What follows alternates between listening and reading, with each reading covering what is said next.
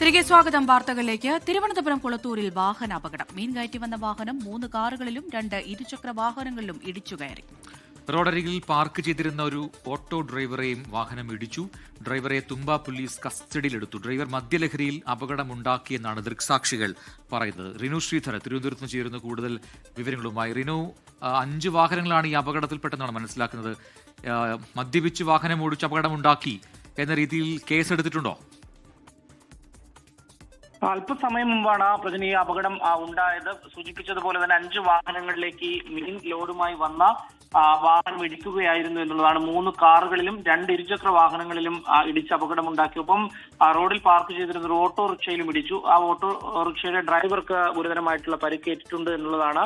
ഒരു ബൈക്ക് യാത്രികൻ അത്ഭുതകരമായിട്ടാണ് രക്ഷപ്പെടുകയും ചെയ്തത്. എന്തായാലും ഡ്രൈവറെ തുമ്പ പോലീസ് കസ്റ്റഡിയിൽ എടുത്തിട്ടുണ്ട്. ആർദ്ര എന്ന ഒരു മീൻ കയറ്റി വന്ന ലോഡുമായി വന്നിട്ടുള്ള വാഹനമാണ് ഇടിച്ച് അപകടമുണ്ടാക്കിയത്. ഇയാൾ അമിത വേഗതയിലാണ് എത്തിയത് എന്നുള്ളതാണ് നമുക്ക് ലഭ്യമാകുന്ന വിവരം. എന്തായാലും ഡ്രൈവർ മദ്യലഹരിയിലായിരുന്നു എന്നുള്ളതാണ് പോലീസിന്റെ പ്രാഥമിക നിഗമനം. നിലവിൽ പരിശോധന നടത്തേണ്ടതായിട്ടുണ്ട് എന്നുള്ളതാണ് നമുക്ക് ലഭിക്കുന്ന വിവരം. അദ്ദേഹത്തെ നിലവിൽ കസ്റ്റഡിയിൽ എടുത്തിട്ടുണ്ട്. റിനു ശ്രീധരാണ് വിശദാംശങ്ങൾ നൽകിയത് തിരുവനന്തപുരത്ത് നിന്ന്.